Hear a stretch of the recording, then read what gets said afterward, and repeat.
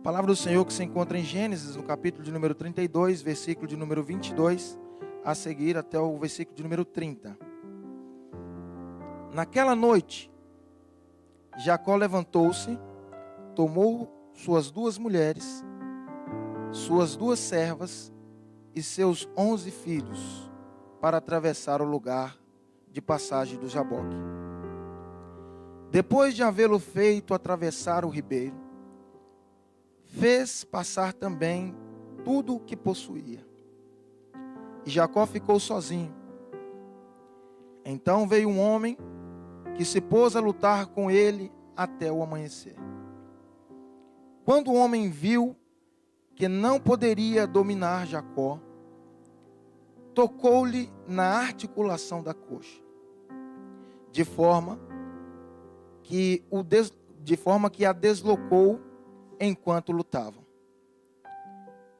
Então o homem disse: deixe-me ir, pois o dia já desponta. Mas Jacó lhe respondeu: não te deixarei ir, a não ser que me abençoes. O homem lhe perguntou: qual é o seu nome? Jacó, respondeu ele.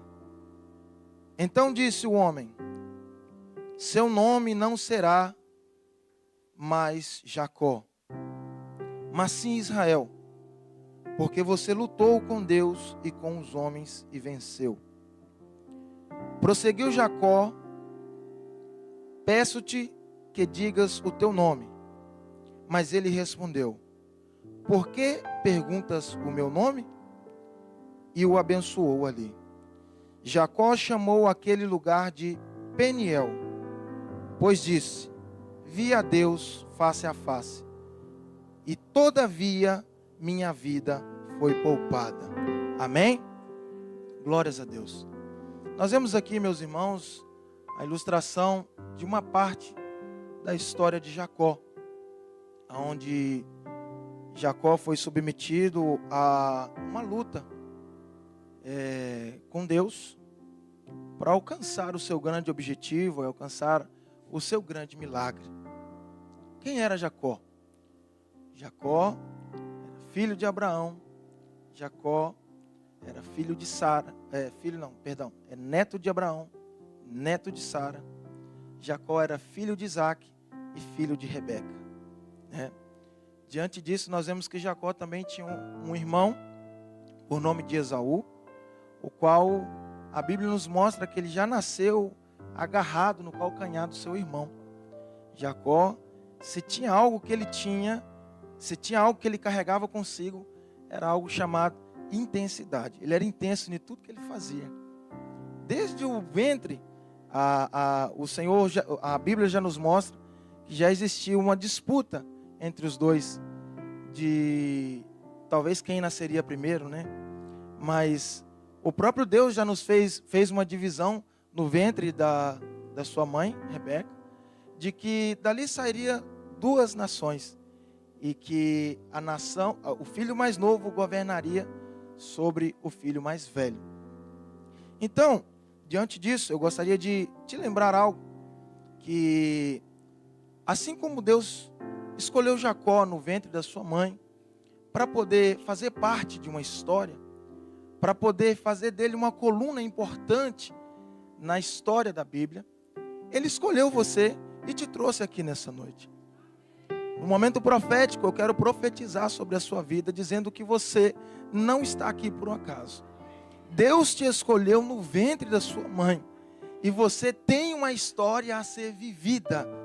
Por isso eu gostaria que você, no momento em que estiver passando por dificuldade, qualquer que seja, você se lembre que você não nasceu à toa. Existe um plano de Deus para a sua vida, e Ele acredita em você. Amém? Outra coisa bem importante que nós podemos observar nesse texto, é que Jacó, ele possuía muitos bens, É interessante que, depois de cometer alguns erros, o nome Jacó já traz consigo o significado de enganador. E Jacó fez jus ao nome. Ele enganou o irmão com auxílio da mãe, depois enganou o pai com auxílio da mãe, depois ele teve a oportunidade de enganar mais uma vez, e enganou seu tio Labão, né? Porém, a gente entende que a vida do homem está debaixo de uma lei, que é a lei da semeadura. E a gente entende que tudo que a gente planta, a gente colhe. E assim como Jacó tinha o defeito de enganar as pessoas, um dia ele provou desse mesmo veneno, que foi ser enganado pelo seu tio Labão. O seu tio o enganou quando ele desejou casar com a sua filha mais nova. E Jacó, ele trabalhou por um período para poder se casar, por 7 anos. E quando ele chegou na sua noite de núpcias, ele simplesmente adormeceu e acordou do lado de uma outra mulher que não era Raquel. Ele acordou do lado de Lia. Então, ele foi ao encontro do seu tio, né, perguntar por que isso tinha acontecido.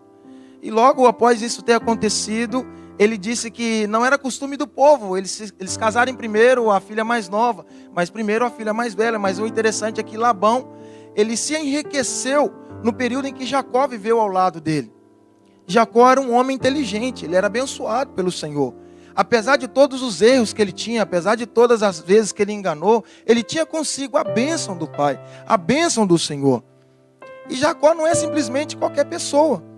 Nós estamos falando aqui, se é que nós podemos falar de patente, nós estamos falando aqui que Jacó, ele é neto do nosso pai da fé, que é Abraão. Ele é filho do filho da promessa. E se você parar bem para poder observar, nós estamos vendo alguém que nasceu com o defeito de enganar dentro de casa, se eu posso dizer, de pessoas cristãs. Jacó nasceu num lar cristão. Jacó nasceu e na sua infância, acredito eu, que ele ouviu falar do que aconteceu com seu pai. Do momento em que Abraão levou Isaac ao monte para poder sacrificá-lo, e Deus proveu o cordeiro. Isso foi um milagre muito grande da parte do Senhor. Então Jacó, ele já tinha escutado falar de Deus. E diante disso, ele também teve as suas experiências. No período em que ele estava fugindo do seu irmão e do seu pai por ter os enganado, Deus teve a oportunidade de conversar com Jacó e prometeu abençoá-lo onde quer que ele fosse. Então ele carregava consigo a marca da promessa. Mas Jacó tinha o defeito de ser enganador. Mas na Bíblia não é igual como a gente escutou dos nossos antepassados, e às vezes até hoje eu escuto alguém que mora mais no interior, né? Que fala assim que pau que nasce torto, morre torto. Talvez alguém olhava para Jacó e falava assim, esse daí não tem mais jeito. Talvez a sua mãe ou o seu pai, antes de vir a falecer, escutou falar de Jacó, que ele ainda permanecia com a sua prática de engano, com as más práticas. Mas a gente serve a um Deus que tem o prazer em fazer daquilo que não vale nada se tornar tudo. A gente serve a um Deus que tem alegria em transformar uma pessoa que vivia na beirada de um bar, trazer ela para cima de um púlpito e pregar o evangelho. Nós servimos a um Deus que tem o prazer de transformar as pessoas por completo. Nós temos o prazer de servir a um Deus que se alegra quando alguém coloca no seu coração o desejo de ser transformado, o desejo de viver uma nova vida, o desejo de alcançar aquilo que pessoas às vezes chegou perto dele e disse: você não vai alcançar, você não vai conquistar, você já é uma peça fora do baralho, você já é uma carta fora do baralho, você já não serve para mais nada. Mas Deus tem o prazer de transformar essas vidas. Deus tem o prazer de confundir as coisas sábias desse mundo com as loucas. Deus tem esse prazer de nos fazer alegre, de transformar a nossa vida, de nos dar o prazer de recomeçar.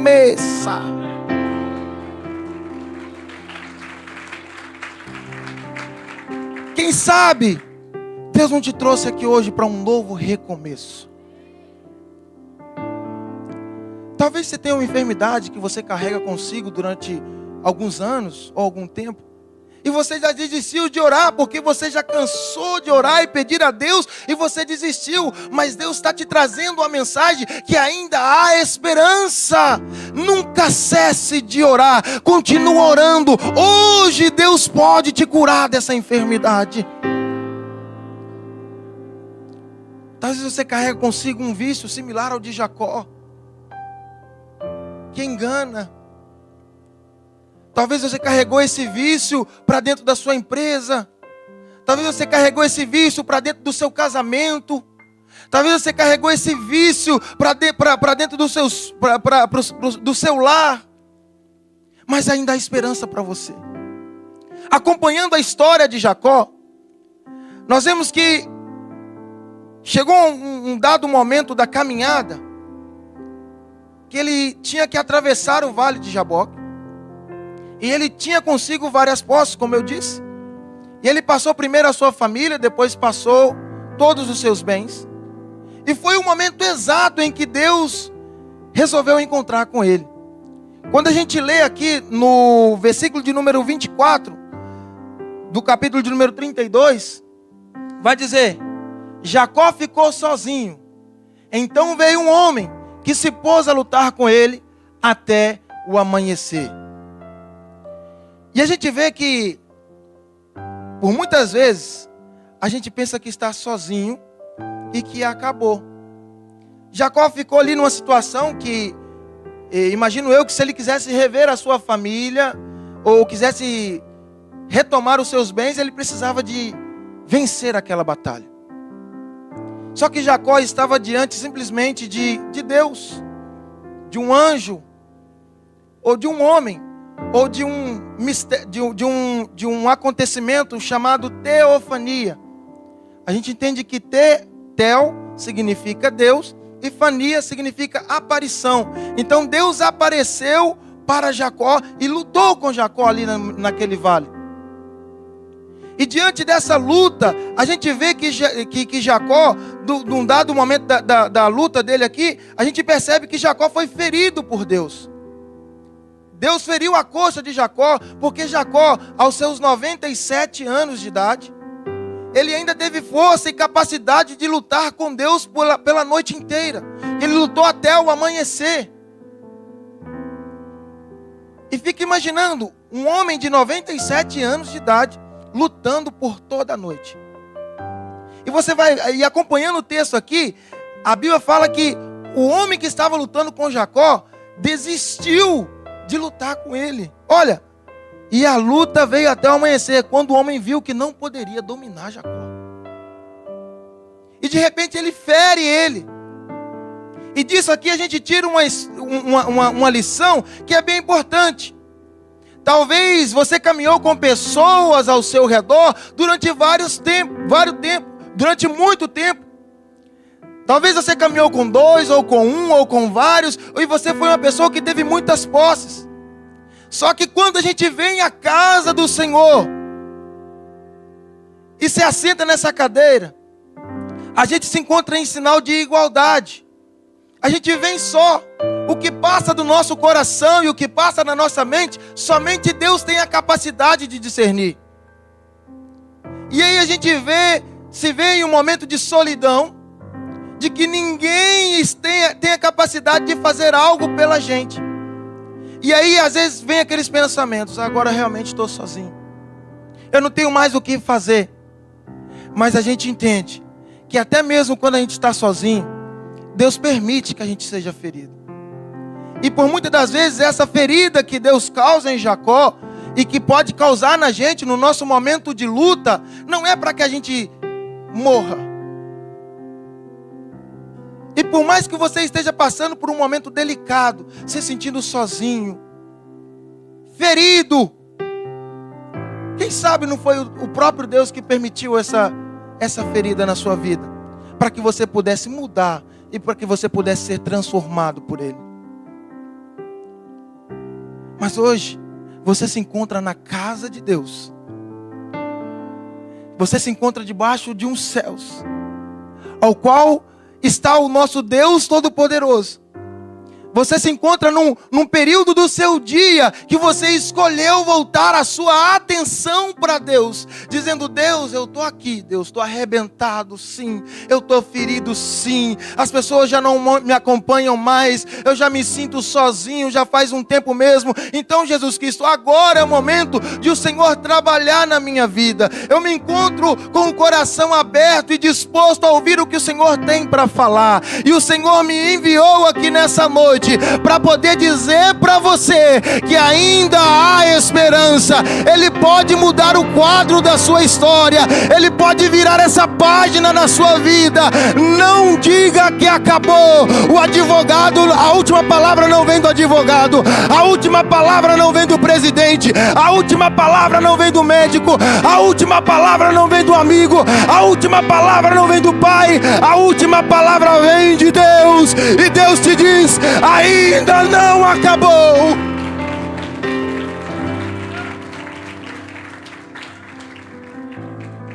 Ainda não acabou.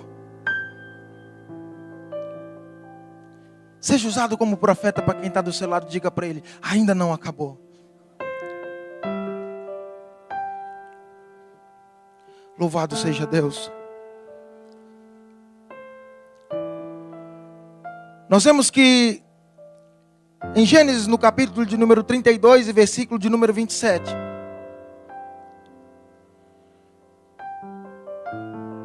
Jacó, ele mostra a sua intensidade mais uma vez.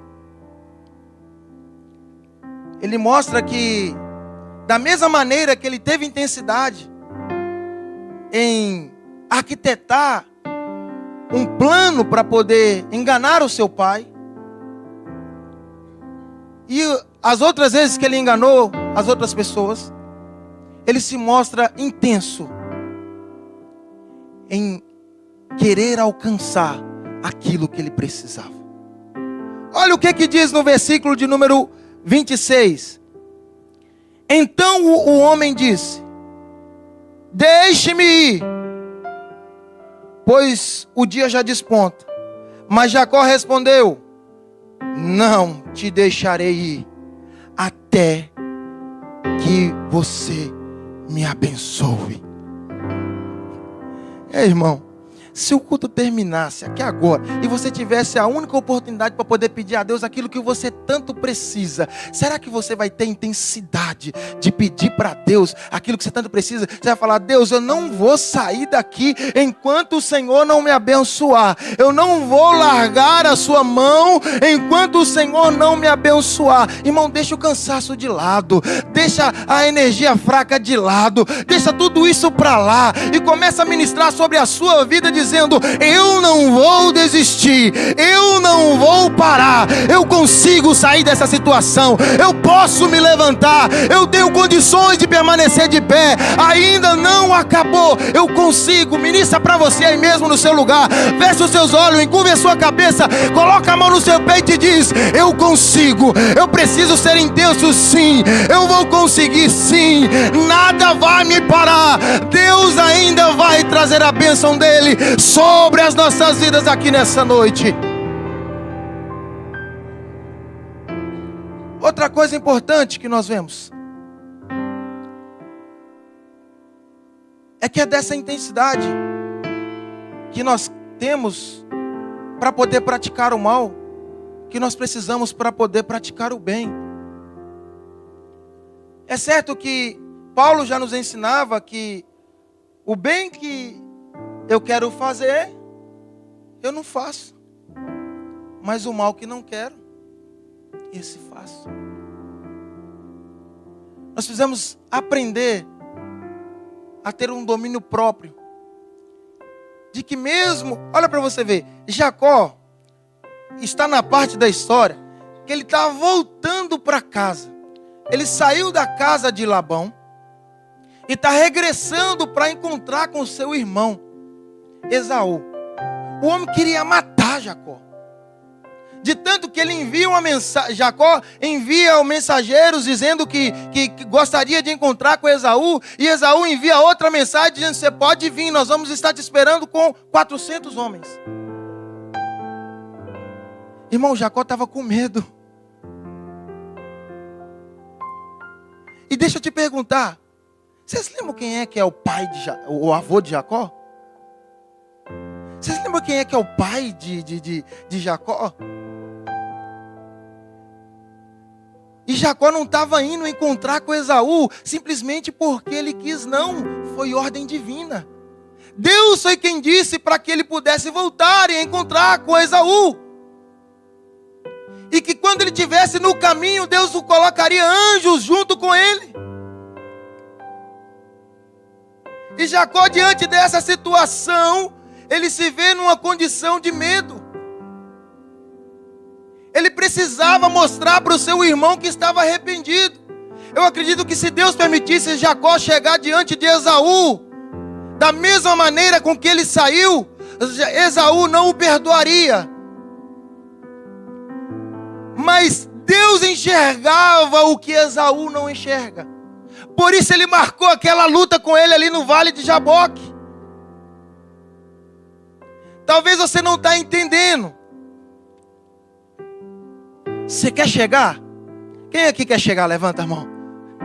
Quem aqui quer vencer? Levanta a mão. Você não está entendendo, mas esse vale que você está passando aí é somente Deus te provando. É somente Deus te provando. Se você deseja ser aprovado, primeiro você precisa ser provado. Deus está moldando o seu caráter, usando a circunstância da vida. Talvez você tenha pedido para Deus fé, talvez você tenha pedido para Deus força, e você não está entendendo. Às vezes nós colocamos as nossas vidas em oração diante do Senhor e pedimos a Deus riqueza, e Deus nos dá muito trabalho, e você começa a reclamar: não estou aguentando de tanto trabalho. Talvez você pede para Deus muita saúde, e Deus coloca a fraqueza de saúde na sua vida, para você entender o quanto vale ter saúde, e você aprender a valorizar isso. E a gente tem o costume de orar, a gente tem o costume de pedir a Deus: eu quero pedir, e muitas das vezes você não entende o que está acontecendo. A gente pede força, Deus traz a dificuldade para tornar forte, a gente reclama. A gente pede bênção, Deus traz a dificuldade para ser abençoado, a gente reclama. Eu fico brincando com um rapaz que trabalha comigo, que às vezes a gente está trabalhando debaixo do sol quente, e ele fala assim: Jesus, manda nuvem. Aí a nuvem vem carregada. Aí começa a chover, ele fala assim: Jesus, pode parar, pode voltar o sol, porque senão tem que ir embora para casa. E é disso que eu estou falando. A gente precisa entender aquilo que a gente pede ao Senhor. Quando a gente dobra os nossos joelhos diante de Deus, a gente entende que quanto mais a gente tem que ser atento naquilo que pede. Que se você pedir para Deus para poder ser uma pessoa sábia, Deus colocará na sua mão problemas para solucionar. A gente entende que se a gente está pedindo para Deus para poder ser rico, Ele vai colocar nas nossas mãos muito trabalho. Não vai cair uma mala do céu cheia de dinheiro e da noite para o dia você vai ser rico. Não, você vai ter que ter história para contar. Não funciona assim. Você vai ter que passar pelo vale assim como qualquer outro. Você lembra que eu disse que aqui está todo mundo em sinal de igualdade? O pastor venceu sim, mas ele passou por dificuldade. O obreiro venceu sim, mas passou por dificuldade. O diácono venceu sim, mas passou por dificuldade. Todos que venceram passaram por dificuldade. Ninguém alcança o sucesso por acidente. Todo mundo tem que trabalhar, todo mundo tem que se dedicar, todo mundo tem que ser intenso para poder alcançar aquilo que Deus quer te entregar. A gente vê a palavra do Senhor que caminha para a transformação de Jacó. Jacó, depois de lutar com esse homem pergunta para Jacó: qual é o seu nome? E é fato que Jacó já havia alcançado o que ele tanto queria, que era a transformação da vida, a transformação do caráter, a bênção de Deus, o perdão do irmão. E a gente vê que Jacó responde: Jacó. Ele não mudou o nome não, é Jacó. Mas quando a gente vê esse homem com os olhos da fé, entendendo que era Deus, perguntando para ele quem era ele, era Deus tentando fazer ele entender que ele era Jacó. Ele era enganador. Quem é você depois da luta? Quem é você depois do vale? Aquele momento em que ele pergunta quem é você, a luta já tinha acabado. E Deus está perguntando para Jacó, quem é você? E Deus está te perguntando agora, quem é você? Depois do vale, quem é você? Depois da provação, quem é você? Depois das barreiras, quem é você? Quem é você? Aí, Deus simplesmente muda a identidade dele. Eu acredito que se naquela época tivesse polícia civil, ele fala assim, corre ali naquele departamento e pega outra identidade. Você não vai ser chamado mais de enganador, você vai ser chamado de Israel, o príncipe de Deus. Senhor, esse amém foi muito fraco. Eu vou repetir para que você me acompanhe. Você não vai mais ser considerado enganador. Você agora vai ser considerado o príncipe de Deus. Porque você já atravessou o Jaboque. Porque você já alcançou a sua vitória. Porque você já não está mais enfermo. Porque você já não está mais endividado. Deus fez a obra na sua vida. Oh, glórias!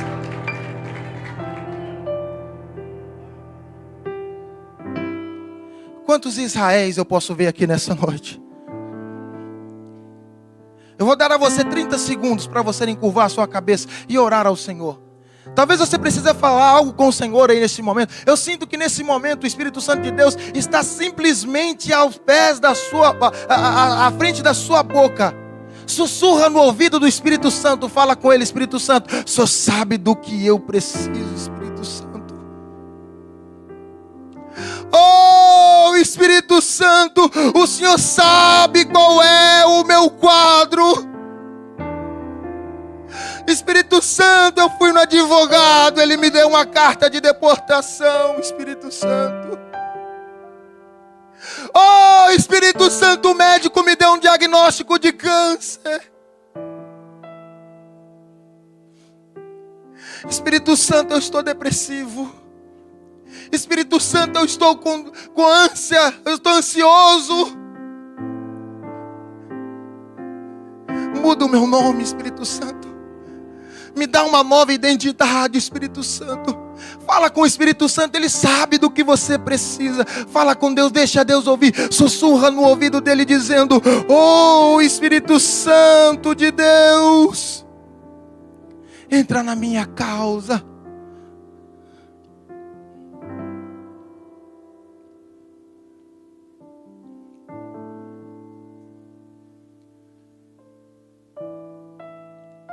A gente vê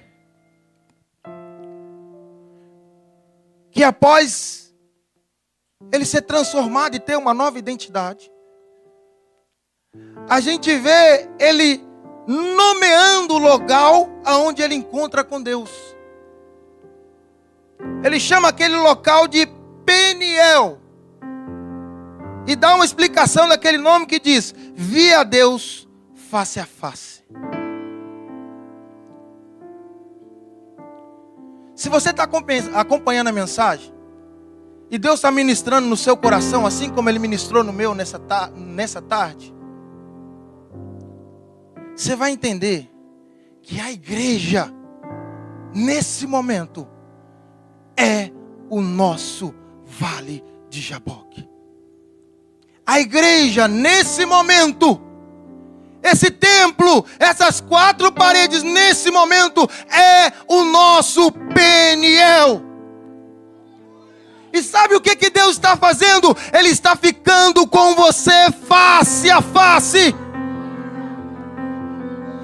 Ei, você não veio para uma boate. Ei, você não veio para uma festa qualquer. Você veio para uma festa onde você vai poder contemplar Deus face a face, olho no olho. Eu já quero concluir essa mensagem.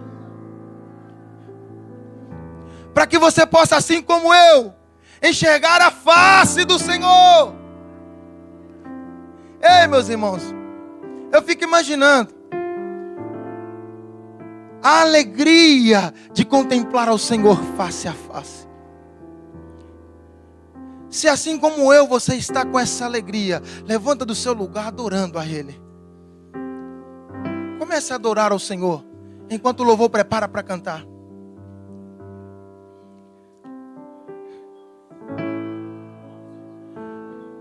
Quem é que está vendo o Senhor face a face aqui? Quem é que está vendo o Senhor face a face aqui? Feche os seus olhos e comece a orar. Vamos entregar ao Senhor as nossas preocupações. Você está vendo Ele face a face? Quem está vendo Ele face a face, pode dizer para Ele: oh Jesus, eu preciso, Jesus. Hoje é noite de milagre, meu irmão. Hoje é noite de milagre. É culto de milagres aqui na New Life essa noite. Deus vai te entregar o seu milagre. Quantos crê, diga amém. Quantos crê, glorifica. E comece a adorar aquele que é digno de toda honra e toda glória e todo louvor. Deus não rejeita oração. Oração é alimento.